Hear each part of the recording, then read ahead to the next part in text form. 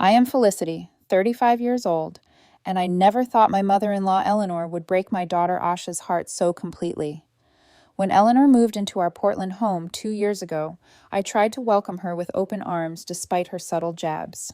But at the joint 13th birthday celebration for Asha and her cousins, Eleanor revealed her true feelings with a single devastating sentence that left my daughter in tears, a sentence that finally pushed me to make the hardest decision for our family's well-being. My husband David and I have been married for 15 years. We met in college, fell in love quickly, and built our life together in Portland, Oregon. David is 37, a dedicated high school science teacher who spends extra hours helping students who struggle with difficult concepts. He is patient, kind, and usually the peacemaker in any conflict. Our daughter Asha is 13, a creative soul who loses herself in sketchbooks and writes stories that make me tear up with pride. Her teachers consistently praise her imagination and artistic talents. Asha has always been sensitive, taking criticism to heart. But she also possesses a quiet strength that reminds me of myself at her age. David grew up as an only child until his father remarried when David was 12. That marriage brought a half-brother, Thomas, into the picture. Though they grew up in separate households, David and Thomas maintained a decent relationship over the years. Thomas is now married to Heather, and they have 14-year-old twins, Lucas and Ava. The twins attend a private school across town and are involved in numerous extracurricular activities that Thomas and Heather proudly share on social media. Eleanor, my mother-in-law, became a widow 3 years ago when David's father passed away from a heart attack. After selling her house to pay off medical debts, she claimed financial difficulties and needed a place to stay. David immediately offered our home, and though I had reservations, I agreed. Family helps family, right? We renovated our guest room with fresh paint, new curtains, and comfortable furniture to make Eleanor feel welcome. We adjusted our routines, our dinner menus, and even our weekend plans to accommodate her. Our home is a modest 2-story suburban house with 4 bedrooms, a spacious backyard, and a converted garage that serves as my office. I work as a part-time graphic designer, taking freelance projects that allow me to be home when Asha returns from school. It's not a mansion by any means, but we have made it comfortable and filled it with love. The first warning signs of Eleanor's favoritism appeared within months of her arrival. When Thomas brought the twins over for Sunday dinners, Eleanor would save special treats for Lucas and Ava, but conveniently forget to include Asha. She remembered every detail about the twins' school events, but would claim forgetfulness when Asha mentioned her upcoming art show or writing competition. These were small things, easily dismissed, but they formed a pattern that grew increasingly difficult to ignore. Asha tried so hard to connect with her grandmother. She would bring her artwork to show Eleanor, hoping for praise or simply acknowledgement. "Grandma, look what I painted in art class today," she would say, holding out a watercolor landscape that showed remarkable talent for her age. Eleanor would glance up from her phone, murmur something like, "That's nice, dear," and return to scrolling. But when Lucas showed her his science fair project or Ava mentioned her dance recital, Eleanor's face would light up with genuine interest. "Tell me everything," she would say, giving them her full attention. I tried addressing the issue subtly with David several times. "Have you noticed how your mother treats the kids differently?" I would ask after Eleanor had retired to her room for the evening. David would sigh and run his hand through his hair. "Mom is still adjusting to living with us. She'll come around eventually," he would say. Or, "You're reading too much into things. Mom just connects more easily with the twins because they're into sports like Dad was." I would let it drop, not wanting to create tension, but the knot in my stomach grew tighter with each dismissal. Financially, we were comfortable but careful with our money. David teaching salary and my freelance work provided enough for our needs, but after helping Eleanor move in and covering some of her ongoing expenses, our savings had taken a hit. We weren't struggling, but extravagant purchases required planning and budgeting. Eleanor contributed minimally to household expenses, claiming her Social Security barely covered her personal needs and medications. We never asked to see her financial statements, taking her word out of respect. Thomas and Heather, on the other hand, both worked high-paying corporate jobs. They lived in an exclusive neighborhood, took luxury vacations, and rarely hesitated to buy the latest gadgets or designer clothes for the twins. I never begrudged them their success, but I sometimes noticed Eleanor making comparisons that left Asha feeling inadequate. "Lucas and Ava are going to Europe this summer," she would announce at dinner. Isn't it wonderful that Thomas can provide such cultural experiences for his children? The implication that we were somehow failing Asha by not matching these opportunities hung in the air, unspoken but palpable. Despite these undercurrents of tension, we maintained regular family gatherings. Monthly dinners, holiday celebrations, and casual weekend visits kept the extended family connected. Thomas and Heather were pleasant enough, if somewhat preoccupied with their own achievements, and the twins were typical teenagers absorbed in their phones and friend dramas. Asha often felt overshadowed in these gatherings, but would find quiet corners to sketch or read, occasionally trying to engage her cousins in conversation with mixed success.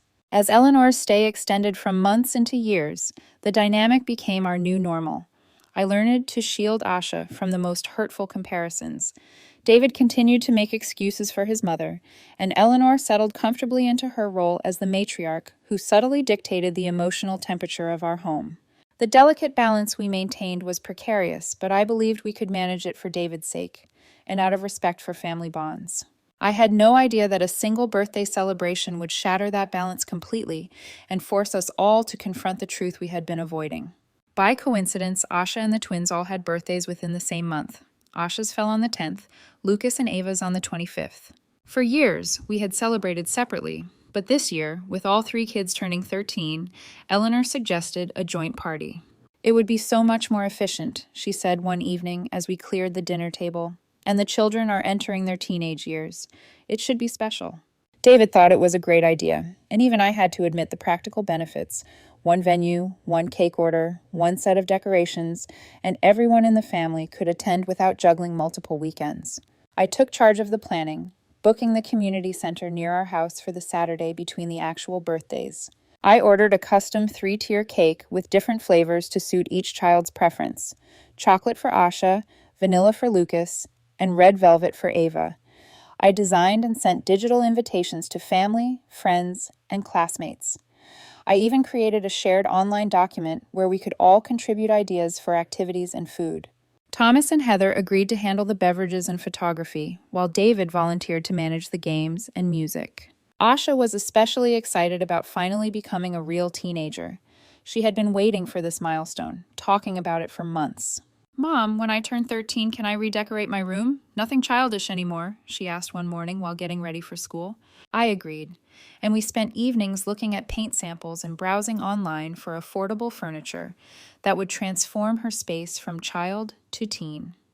She had also mentioned needing a new phone, as her old one was barely functioning, with a cracked screen and a battery that died by lunchtime. It wasn't a frivolous request, but something she genuinely needed for school projects and staying connected with friends. 2 weeks before the party, I took Eleanor shopping for decorations. We were comparing prices on streamers and balloons when she suddenly checked her watch and said, "I need to run a quick errand. I'll meet you at the food court in an hour." I thought nothing of it until later that afternoon when I overheard her on the phone with Thomas. "Yes, I got them both. The newest model, just as we discussed. They're going to be so surprised," she said in a hushed tone that immediately piqued my curiosity. When she noticed me in the doorway, she quickly ended the call. "Just finalizing some birthday details with Thomas," she explained with a dismissive wave. That evening, during our family dinner, Asha shared her birthday wish list. "I'd really love some new art supplies, especially those professional, colored pencils we saw at the art store, and maybe some books, and—" She hesitated before adding, "I know it's expensive, but my phone is really dying. Even a basic new one would be amazing." She looked hopefully around the table, especially at her grandmother. Eleanor barely glanced up from her plate. Art supplies, how nice," she said flatly.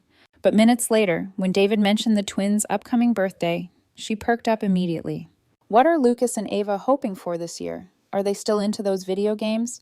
Or perhaps something more grown up now that they're turning 13?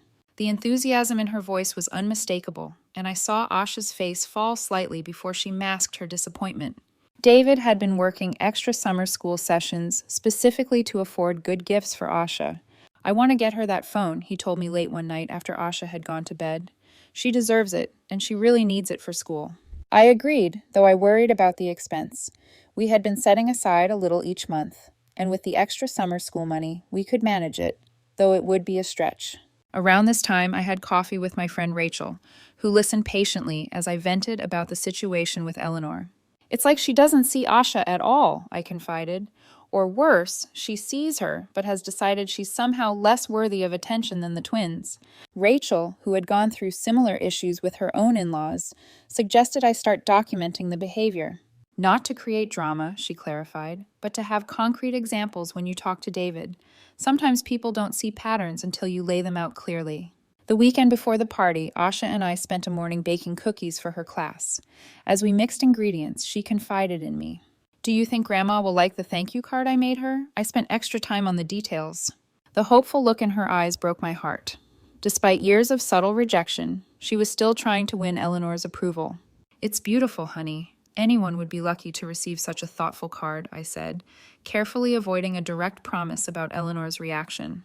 Meanwhile, Eleanor had become increasingly secretive, receiving packages that she quickly spirited away to her room. When questioned, she would say they were personal items or just some things Thomas asked me to keep for him. She began taking private phone calls in her room or outside on the porch, always ending them abruptly if anyone approached. Her behavior struck me as odd, but with the party planning consuming most of my attention, I didn't press the issue. At dinner the night before the party, Eleanor dominated the conversation with stories about the twins. Lucas made the varsity soccer team as a freshman. Can you believe it? And Ava's dance instructor says she could try out for that prestigious summer program in New York. On and on she went, barely acknowledging Asha's quiet mention of her own recent achievement, being selected to display artwork in the school lobby. I noticed Asha pushing food around her plate, her appetite diminished. When I caught her eye, she forced a smile. I wanted to redirect the conversation to create space for Asha to share her news, but Eleanor steamrolled every attempt. The day before the party was a flurry of activity. David and I took the afternoon off to decorate the community center. Asha came straight from school to help, carefully arranging the photo display I had created showing all three children growing up through the years. Eleanor arrived late, carrying several shopping bags that she deposited in a back room without explanation. Just some last-minute surprises, she said when I inquired. Thomas and Heather dropped by briefly to check the setup, the twins trailing behind them, eyes glued to their phones, except when Eleanor called them over for hugs and exclamations over how tall they had grown. As we drove home that evening, exhausted but satisfied with our preparations, Asha gazed out the window with a dreamy expression. Tomorrow is going to be the best day ever, she said with such innocent expectation that I reached over and squeezed her hand. If only I had known what Eleanor had planned, perhaps I could have prepared Asha, or prevented the heartbreak that was coming.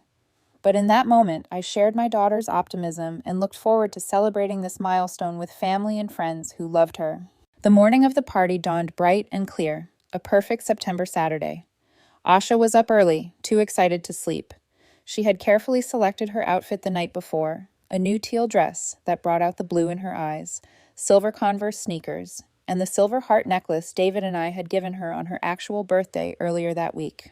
She spent extra time on her hair, trying a new braided style she had learned from a video tutorial. "How do I look, Mom?" she asked, twirling in front of me. "Absolutely beautiful," I answered truthfully, every bit the teenager now. We arrived at the community center an hour before guests were due to arrive. David immediately began setting up the sound system while Asha and I put final touches on the decorations. We had transformed the plain room into a festive space with blue, purple, and silver balloons, twinkling fairy lights, and 3 large poster boards displaying photos of each birthday child. A long table held wrapped presents from our immediate family, waiting for the gift opening ceremony later. Later, Thomas and Heather arrived with the twins precisely at 2:00. Lucas and Ava were dressed in coordinating outfits that I suspected cost more than our entire party budget. Eleanor fussed over them immediately, straightening Lucas's collar and complimenting Ava's designer shoes. Asha approached with a shy smile, clearly hoping for similar attention, but Eleanor merely nodded in her direction before turning back to the twins. I saw the hurt flash across Asha's face before she composed herself and went to greet her cousins. Soon, the community center was filled with the sounds of teenage laughter and conversation. We had invited classmates of all 3 children, neighbors, and extended family members, totaling about 40 people. The activities David had planned were a hit: a photo booth with silly props, a karaoke station, and several game areas where teens gathered in shifting groups. Asha flitted between friend clusters, her initial nervousness giving way to genuine enjoyment. I caught David's eye across the room, and we shared a smile of relief. Despite the underlying tension with Eleanor, the party was going well. The food table offered a variety of teen-friendly options: mini sliders, a build-your-own nacho bar, fruit skewers, and an assortment of finger desserts in addition to the cake. Eleanor had insisted on bringing her famous deviled eggs, though I knew none of the kids would touch them. Sure enough, the eggs remained untouched, while the other foods disappeared rapidly. At 4:30, it was time for the cake ceremony. The three-tier creation was wheeled out, 13 candles on each level glowing warmly. The crowd gathered around, phones raised to capture the moment. Asha, Lucas, and Ava stood side by side behind the cake, Asha in the middle since her actual birthday was closest to the party date. "Make a wish," I encouraged as everyone finished singing. The three teens exchanged glances, took deep breaths, and blew out their candles in unison. Applause and cheers erupted as David began cutting and distributing cake slices. After cake came the moment many had been waiting for: opening presents. We had set up 3 chairs at the front of the room, and the teens took their seats as guests gathered around. They began with gifts from friends and extended family, taking turns opening packages containing books, gift cards, clothing, and trinkets. Asha received a beautiful sketchbook from her best friend Lily, art supplies from several classmates, and books from our neighbors. She thanked each giver with genuine gratitude, her pile of unwrapped gifts growing steadily beside her. When most of the presents had been opened, Eleanor suddenly stood up and cleared her throat. "I have something special for the birthday children," she announced loudly, drawing all attention to herself. She disappeared into the back room and returned carrying 2 identically wrapped boxes with elaborate gold bows. The boxes were the perfect size for phones, and my stomach tightened with apprehension. "For my darling grandchildren on this special birthday," Eleanor proclaimed, handing the packages to Lucas and Ava with flourish.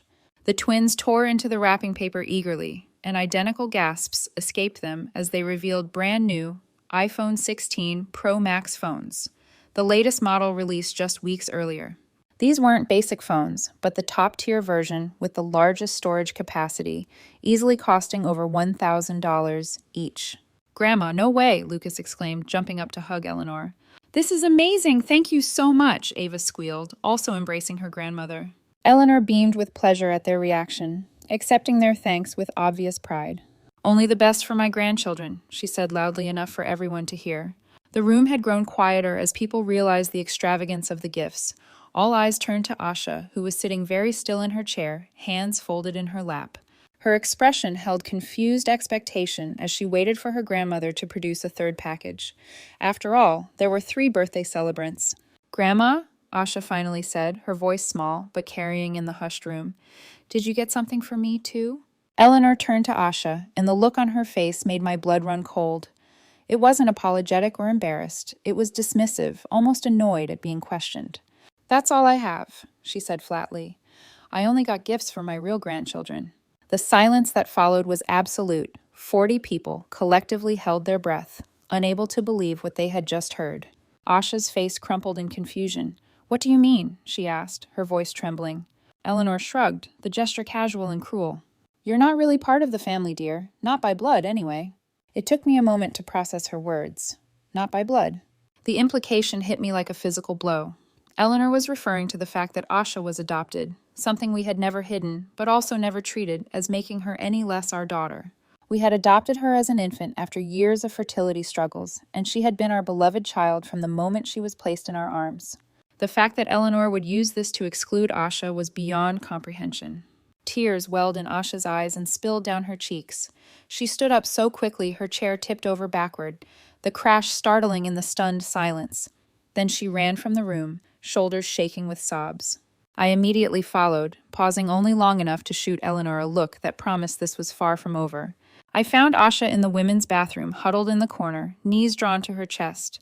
Her carefully applied makeup was streaked with tears, her earlier joy completely extinguished. "Oh, sweetheart," I said, kneeling beside her and pulling her into my arms. She collapsed against me, her body heaving with sobs. "Why does she hate me, Mom? What did I ever do to her?" "Nothing, baby. You did nothing wrong," I assured her, stroking her hair. "Grandma is the one with the problem, not you. You are our daughter in every way that matters." After several minutes of holding her while she cried, I helped Asha clean her face and fix her hair.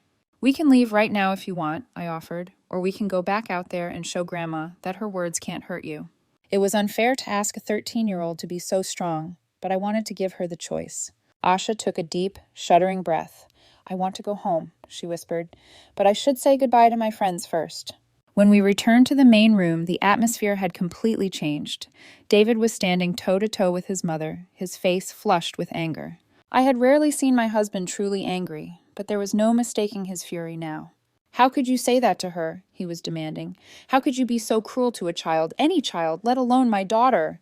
Eleanor stood with arms crossed, unrepentant. I simply spoke the truth, David. The girl is adopted. She's not a blood relative. Lucas and Ava are my actual grandchildren. Thomas and Heather hovered nearby, clearly uncomfortable. The twins were showing off their new phones to friends, either oblivious to or intentionally ignoring the drama unfolding. Most of the other guests were gathering their belongings, eager to escape the tension. The party was effectively over. I guided Asha around the edge of the room, helping her collect her gifts and say quick goodbyes to her closest friends. Lily, bless her heart, gave Asha a fierce hug and whispered something that made Asha give a watery smile. Other friends expressed support through touches on the arm or sympathetic glances. The drive home was filled with tense silence. Eleanor had come with us to the party, but Thomas offered to drive her back to our house later, clearly wanting to remove her from the immediate situation. David white-knuckled the steering wheel the entire way, occasionally glancing in the rearview mirror at Asha, who stared out the window, emotionally exhausted. As we pulled into our driveway, I reached over and placed my hand on David's arm. We need to talk about what happens next, I said quietly. He nodded, his expression grim. We both knew that everything had changed, and there was no going back to pretending all was well. Eleanor had shown her true colors in the cruelest possible way, and now we had to deal with the fallout. That evening, Asha retreated to her room immediately after we arrived home, locking the door behind her. Despite my gentle knocking and offers of comfort food, she remained sequestered, only texting that she wanted to be alone. I respected her need for space while keeping an ear out for sounds of distress. David and I withdrew to our bedroom for a heated discussion about his mother. I can't believe she would say something so heartless, I said, pacing the floor, while David sat on the edge of our bed, head in his hands. Actually, I can believe it. The signs have been there all along, but this was beyond anything I could have imagined. She's getting older, David said weakly. Maybe she didn't mean it the way it sounded. I stopped pacing and stared at him incredulously. Are you serious right now? I only got gifts from my real grandchildren. You're not really part of the family. How exactly was she not meaning that the way it sounded? David, please enlighten me. He sighed deeply, shoulders slumping. I know, it was inexcusable. She's my mother, Felicity. I've never seen her act like this before. Really? Never? I challenged him. What about last Christmas when she gave the twins those expensive gaming systems and got Asha a $5 journal from the dollar store? Or when she drove 2 hours to watch Lucas's baseball tournament, but claimed she was too tired to attend Asha's art show that was 10 minutes away? Or how about all the times she's forgotten Asha's food preferences, but remembers the twins' favorite snacks in detail? This has been happening for years, David. The only difference is that today, she said the quiet part out loud. David was silent for a long moment, processing my words. I guess I didn't want to see it, he finally admitted. It was easier to make excuses than to admit my mother could be so prejudiced. Around 11:00, I heard soft crying from Asha's room and knocked gently on her door. Sweetheart, can I come in? After a moment, the lock clicked, and I entered to find her curled up on her bed, clutching the stuffed rabbit she had long ago claimed was too babyish, but never quite got rid of. I sat beside her and stroked her hair, waiting for her to speak. Why doesn't Grandma love me, Mom? She finally asked, the question piercing my heart. Is it because I'm not really yours? Listen to me, I said firmly, tilting her chin up to meet my eyes. You are really ours in every way that matters. Biology doesn't make a family. Love does. Grandma is wrong, completely wrong. Her inability to see that says everything about her and nothing about you. Asha nodded, but I could tell my words, though appreciated, could not fully heal the wound Eleanor had inflicted. We talked until she fell asleep, exhausted from the emotional day. I tucked the blanket around her and kissed her forehead before quietly leaving the room. The next morning, Eleanor acted as if nothing unusual had happened. She came downstairs for breakfast, complained that the coffee was too strong, and asked what was planned for the day, as if the previous day's party had been a complete success. David and I exchanged glances over our mugs, silently communicating that a confrontation was inevitable. Mom, David began, setting down his coffee, we need to talk about what you said to Asha yesterday. Eleanor waved her hand dismissively. Oh, is she still upset about that?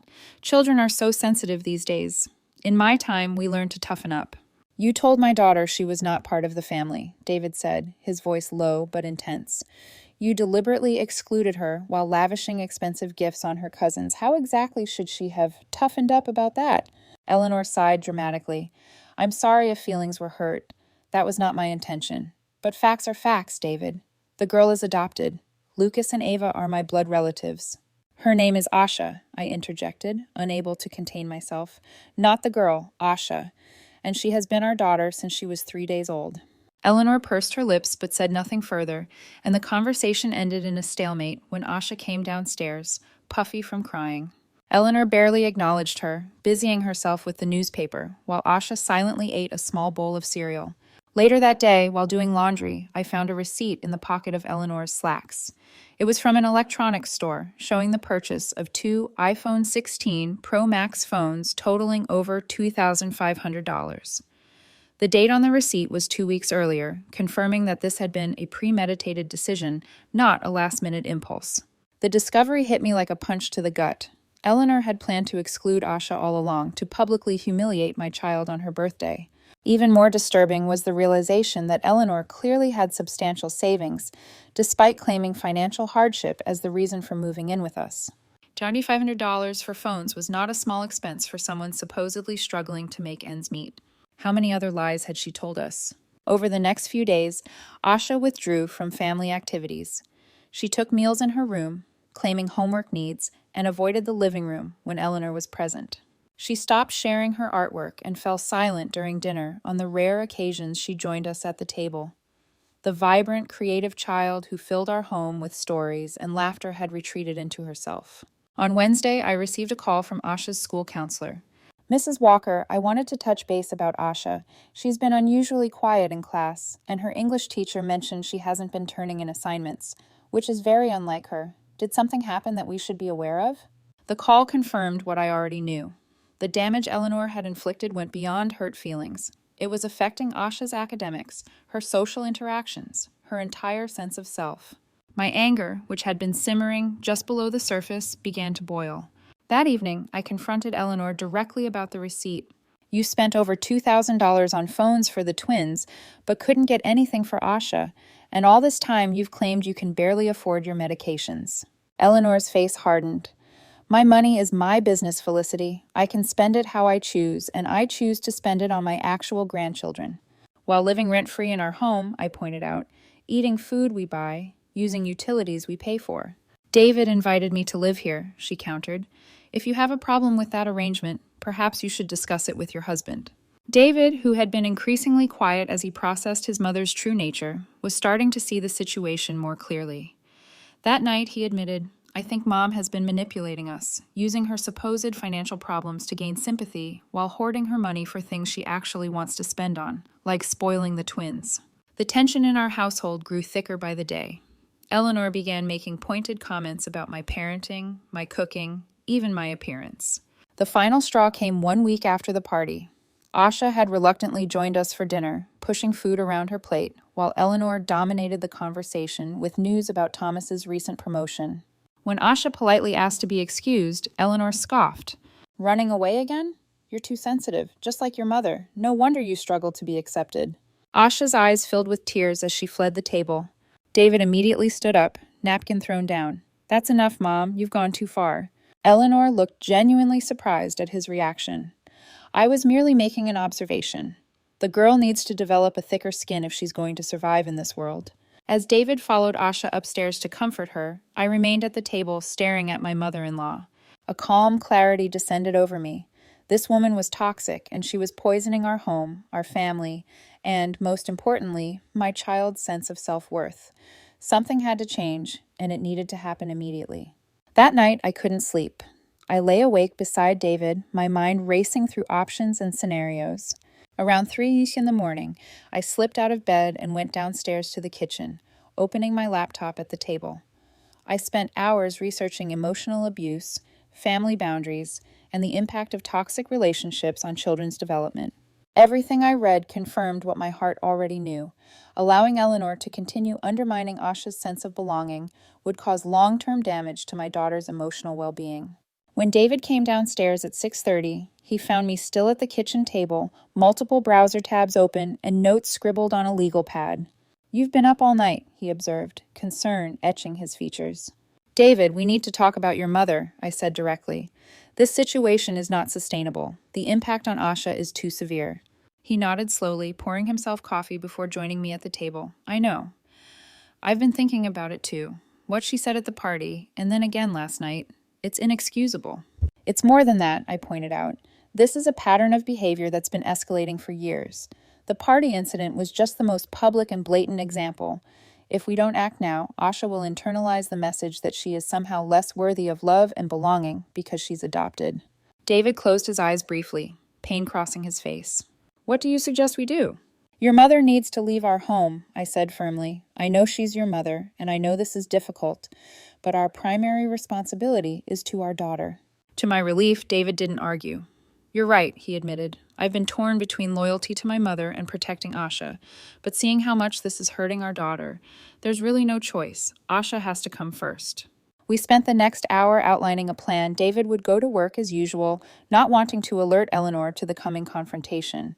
I would call in sick to my freelance job, explaining to my client that a family emergency had arisen. After Asha left for school, I would have the necessary conversation with Eleanor. Before implementing our plan, I called my own mother for advice and support. Mom had always been a voice of reason in difficult situations, and today was no exception. "You're doing the right thing, Felicity," she assured me.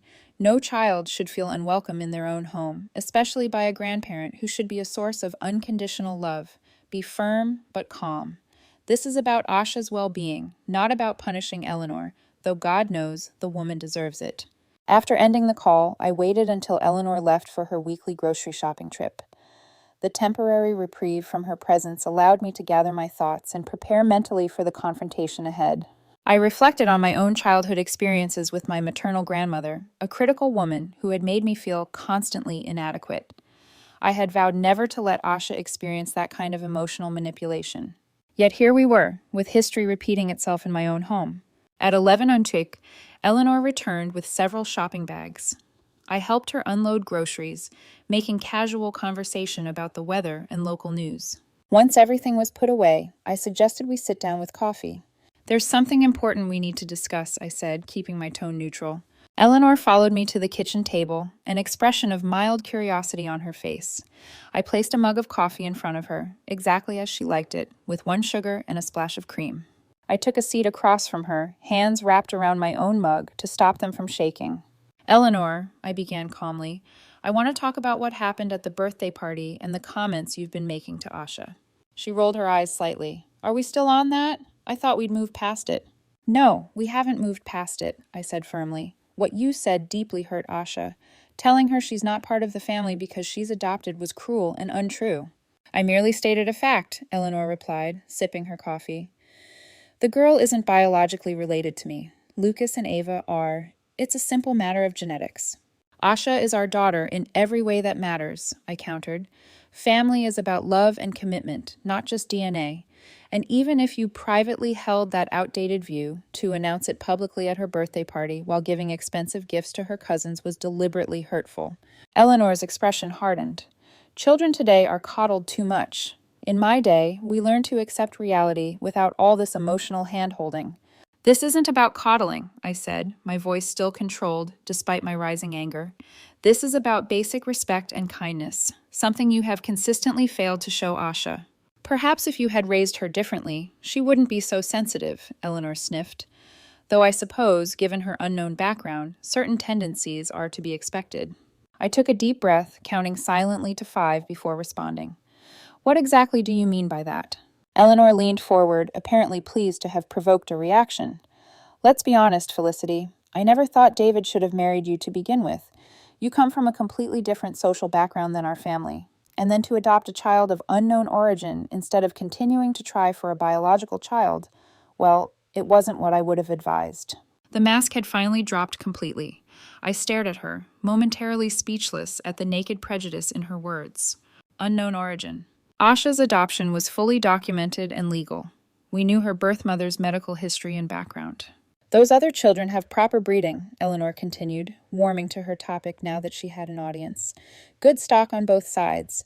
Thomas married appropriately, and their children reflect that good judgment. It was as if a fog had lifted, revealing the full extent of Eleanor's classist, prejudiced worldview.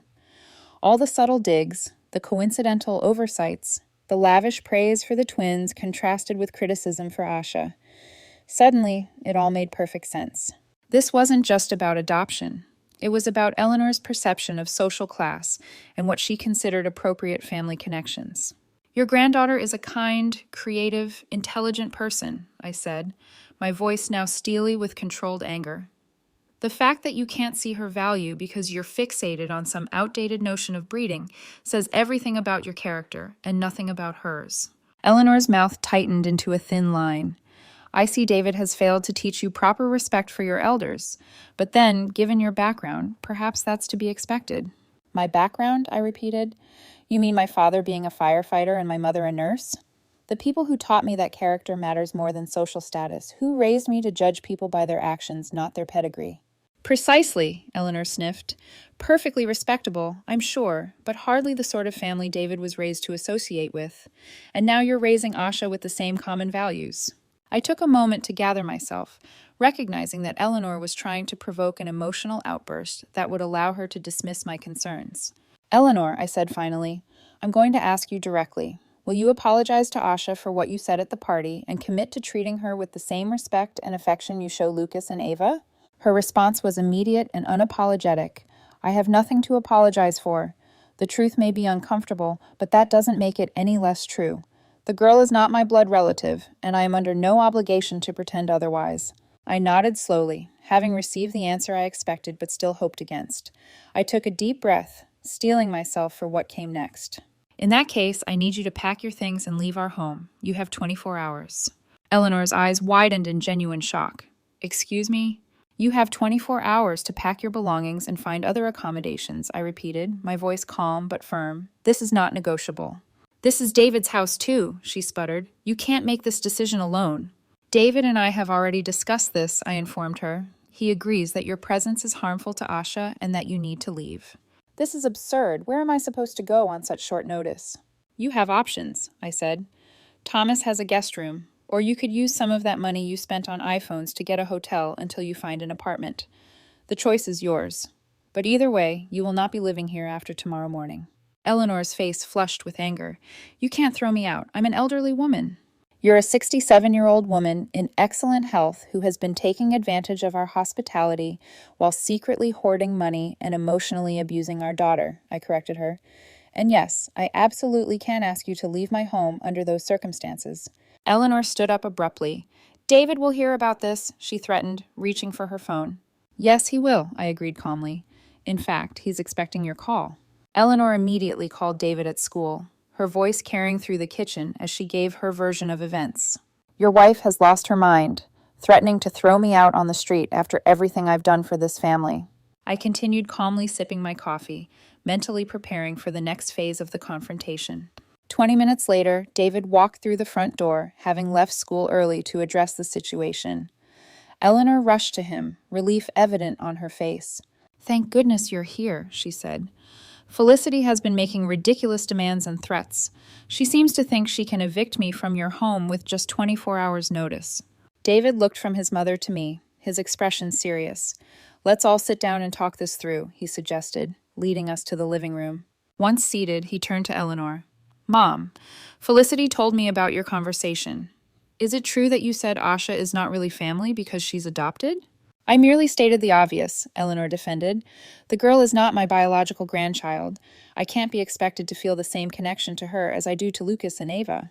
And did you also say that Felicity comes from the wrong social background, and that Asha has unknown origins and lacks proper breeding? David continued, his voice hardening. Eleanor hesitated, perhaps realizing how her words sounded when repeated back to her. I might have expressed some concerns about maintaining certain family standards, she hedged. Every grandmother wants the best for her family line. David shook his head slowly. The best for our family would be having a grandmother who loves all her grandchildren equally and doesn't rank their worth based on biology or perceived social status. Eleanor's eyes filled with strategic tears. "You're taking everything out of context," she whimpered. "I'm an old woman who occasionally speaks too directly. Surely you wouldn't throw your own mother out over a misunderstanding." "This is not a misunderstanding," David said firmly. "This is a pattern of behavior that has been hurting Asha for years. As her father, it's my job to protect her, even if that means making difficult decisions about family relationships." Seeing that her manipulation was not working on David, Eleanor switched tactics and called Thomas, presenting herself as the victim of an unreasonable daughter-in-law. Within an hour, Thomas and Heather had arrived to mediate the situation, and our living room became the setting for a tense family summit. Within an hour, Thomas and Heather had arrived to mediate the situation, and our living room became the setting for a tense family summit.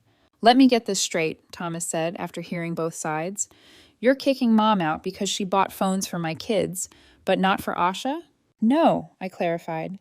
"We're asking Eleanor to leave because she publicly humiliated Asha by announcing she isn't really family because she's adopted, and because she's continued to make hurtful comments that undermine Asha's sense of belonging and self-worth." Thomas looked uncomfortable, glancing at his mother. "Mom, did you really say that?" "I might have expressed myself poorly," Eleanor admitted, dabbing at her eyes with a tissue, "but I never meant to hurt anyone. You know how much I love all my grandchildren." "Actually, that's the problem," David interjected. "You don't love all your grandchildren. You consistently favor Lucas and Ava while treating Asha as an afterthought at best, and an interloper at worst." Heather, who had been silent until now, suddenly spoke up. "Eleanor, I've noticed it too," she said quietly. "The way you talk about the kids is very different.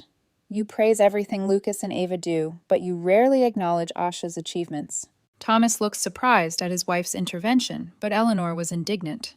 "So now everyone is ganging up on me, after everything I've done for this family." "What exactly have you done, Mom?" David asked.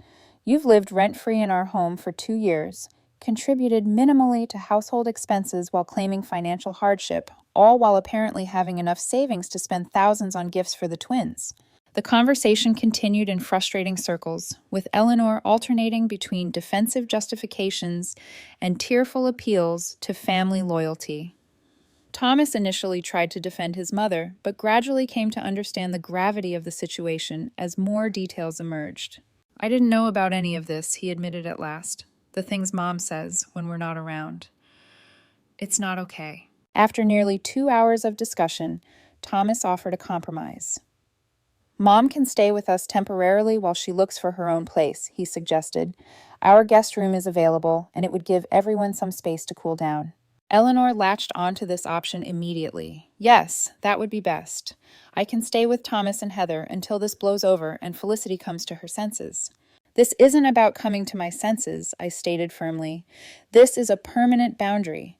Eleanor is welcome to visit our home in the future if she demonstrates genuine change and offers a sincere apology to Asha, but she will not be living with us again." Eleanor scoffed. "Fine, I'll apologize if that's what it takes to stay." "No," David said, surprising everyone with his firmness. "A forced apology under duress is meaningless. This isn't about saying the right words to get what you want. It's about genuinely recognizing that your behavior has been harmful and making real changes." Silence settled over the room, heavy and undeniable. By late afternoon, practical arrangements were being discussed. Thomas would help Eleanor pack and move her belongings the next day.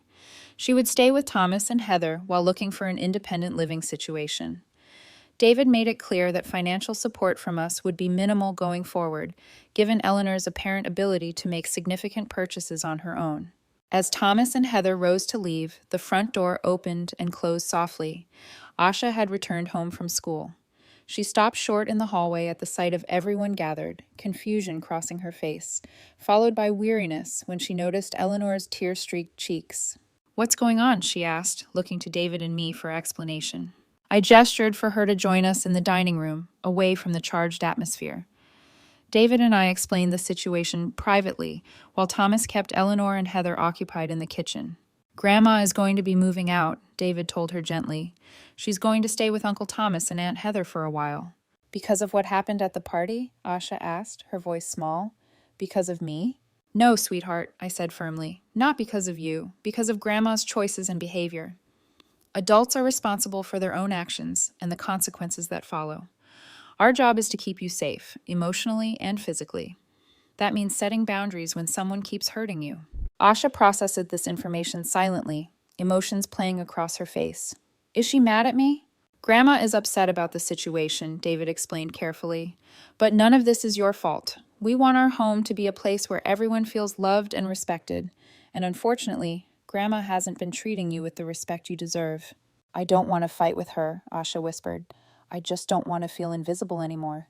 You won't, I promised. Not here, not in your own home. We returned to the living room together. Asha paused, then squared her shoulders with a courage that made my heart ache. Good afternoon, Grandma, she said politely. Eleanor didn't meet her eyes. Hello, she replied coolly, busying herself with her purse. Thomas cleared his throat. We'll come by around 9 tomorrow morning to help you pack, Mom, he said. It shouldn't take long. Eleanor bristled. I am perfectly capable of packing my own things. I'll still come, Thomas answered evenly. It's the right thing to do. After they left, the house fell into a heavy quiet. Asha retreated to her room, and David and I stood for a moment in the entryway, absorbing the stillness. Thank you, I said softly, turning to him, for backing me up, for backing Asha up. David exhaled. I should have done it sooner, he said. I'm sorry I didn't see it clearly until now. That evening, Eleanor made a show of packing essentials for an overnight stay at Thomas's, opening and closing drawers loudly, sighing theatrically, and muttering about abandonment. I suggested to Asha that she and I step out for a bit. Let's go pick up those art supplies you wanted, I said. Just us. She nodded, grateful for the escape. At the art store, I told her to choose what she truly needed. Professional colored pencils, high-quality sketching paper, fine liners, a new portfolio case. Watching her deliberation, careful, thoughtful, a spark returning to her eyes, felt like witnessing a tiny sunrise after a long night. We ended the outing with ice cream at a small shop around the corner. As we sat by the window, I said, You know that family isn't about blood, right? It's about love and commitment and showing up for each other every day. Asha stirred her ice cream slowly. I know, she said. It just hurts that Grandma doesn't see it that way. Some people, especially from older generations, have rigid ideas about what makes a family, I said. But those ideas are outdated and wrong. You are our daughter in every way that matters, and nothing anyone says can change that. Do you think Grandma will ever change her mind about me? She asked. I considered my answer. I don't know.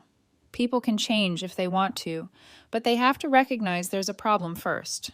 What I do know is that we won't let anyone make you feel less valued or less loved, even if that person is family. On the drive home, Asha seemed lighter, as if some of the heaviness had lifted just by naming the truth out loud.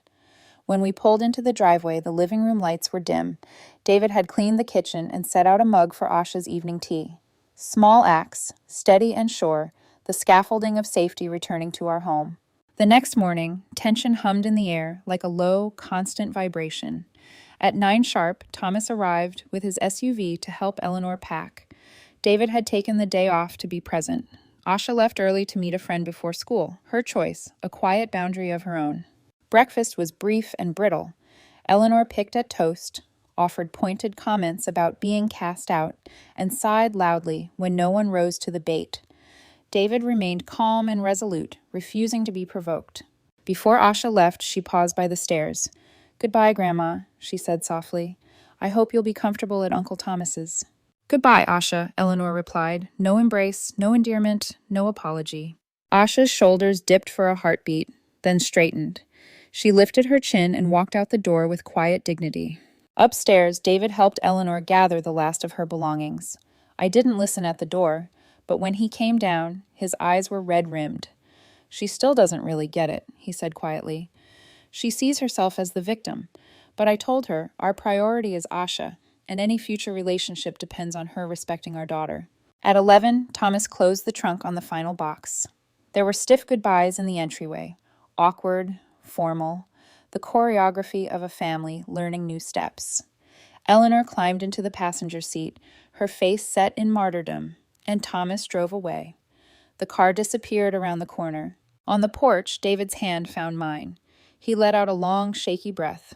I never imagined it would come to this, he said, having to choose between my mother and my daughter. You didn't choose between them, I answered, squeezing his fingers. Your mother forced that choice through her actions. You chose to protect Asha, which is exactly what a good father does. We stepped back into the house, and for the first time in years, the air felt lighter, like a window had been thrown open in a stale room. The quiet wasn't empty anymore. It was peaceful. That evening, we had our first dinner as just the three of us in 2 years. No one commented on the empty chair, but conversation flowed more easily. Laughter returned to our table, and Asha volunteered information about her day without being prompted, a small but significant change. After dinner, David sat with Asha on the couch, his arm around her shoulders. I owe you an apology, he said seriously. I should have recognized what was happening sooner. I should have protected you better. Asha leaned against him. It's okay, Dad. Grandma is your mom. It's complicated. Being complicated doesn't excuse hurting someone you love, David replied. I want you to know that you are the most important person in the world to your mom and me. We chose you. We wanted you. And nothing, absolutely nothing, makes you any less our daughter than if you had grown in your mom's belly. That weekend, we made a point of doing something special together as a family. We drove to the coast, spent the day building sandcastles and collecting shells, and had dinner at a small seafood restaurant overlooking the ocean. It wasn't extravagant, but it was deliberate, a choice to reconnect, to invest in joy and stability after weeks of tension. Over the following weeks, we learned that Eleanor had moved into Thomas and Heather's guest room. Thomas called David occasionally, sometimes to vent about their mother's difficult behavior, sometimes to report small improvements in her attitude. Heather had apparently had several frank conversations with Eleanor about her treatment of Asha, which Eleanor received with varying degrees of defensiveness. For our part, we maintained limited contact with clear boundaries. David spoke to his mother on the phone once a week, keeping conversations brief and steering away from contentious topics. Asha was not asked to participate in these calls, though the door was left open for her to do so if she ever wanted. I spoke to Eleanor only when absolutely necessary, maintaining civil but distant relations. We also began family therapy sessions to help process the experience, particularly for Asha. Our therapist, Dr. Martinez, helped us understand the dynamics that had allowed the situation to develop and gave us tools for healing. What happened was a form of emotional abuse, she explained in one session. It's important to name it as such, not to demonize Eleanor, but to validate Asha's experience and ensure it's addressed properly. Asha's recovery was gradual but steady. The school counselor reported improvement in her engagement with classes and peers. She began sharing her artwork again, her creativity flowing more freely now that she wasn't constantly bracing for criticism or dismissal. Small signs of her returning confidence appeared, speaking up more at dinner, inviting friends over, suggesting family activities. About a month after Eleanor's departure, we repainted Asha's room, transforming it from the pale yellow of her childhood to a cool teal that reflected her emerging teenage aesthetic. It was a symbolic fresh start, a reclaiming of space both physical and emotional. 6 months later, Asha's art teacher selected her painting for the district-wide student exhibition. The piece, a striking watercolor depicting a young girl standing at a crossroads with paths stretching toward different horizons, showed remarkable technical skill and emotional depth for a 13-year-old. The artist's statement accompanying it read, "Sometimes we have to choose which path to take in life. The hardest choices often lead to the most beautiful destinations." Eleanor did not attend the exhibition, though Thomas, Heather, and the twins did, making an effort to support Asha in a way they hadn't before. Perhaps seeing their grandmother's behavior through new eyes had shifted something in their understanding as well.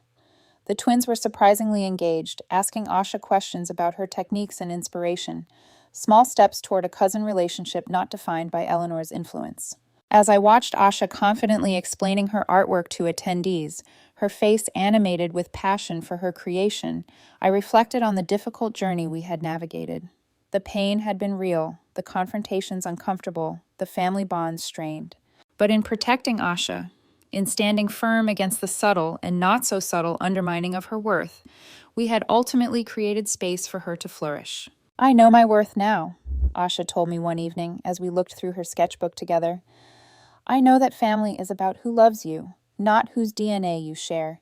The wisdom in her young voice brought tears to my eyes. Through all the hurt, she had emerged with a stronger sense of self and a deeper understanding of what truly matters in relationships. Eleanor's rejection, painful as it was, had ultimately led to powerful lessons about standing up for oneself and recognizing toxic behavior, even when it comes from family. Our story doesn't have a neat fairy tale ending. Eleanor hasn't had a dramatic change of heart or suddenly recognized the error of her ways. Family gatherings remain complicated. Relationships are still being rebuilt and redefined. But our home is now a sanctuary again, a place of acceptance and love where Asha can grow into herself without constantly seeking approval from someone incapable of giving it freely. The journey taught us all that protecting our children sometimes means making painful choices, setting difficult boundaries, and weathering the disapproval of others. It taught us that family is defined by love and commitment, not by biology or social expectations. Most importantly, it taught Asha that she is worthy of respect and belonging exactly as she is. Have you ever had to stand up to a family member to protect someone you love? I would love to hear your stories in the comments below, and if this story resonated with you, please like and subscribe to hear more about navigating complex family dynamics and standing up for what is right. Remember, sometimes the family we choose is more important than the family we are born into.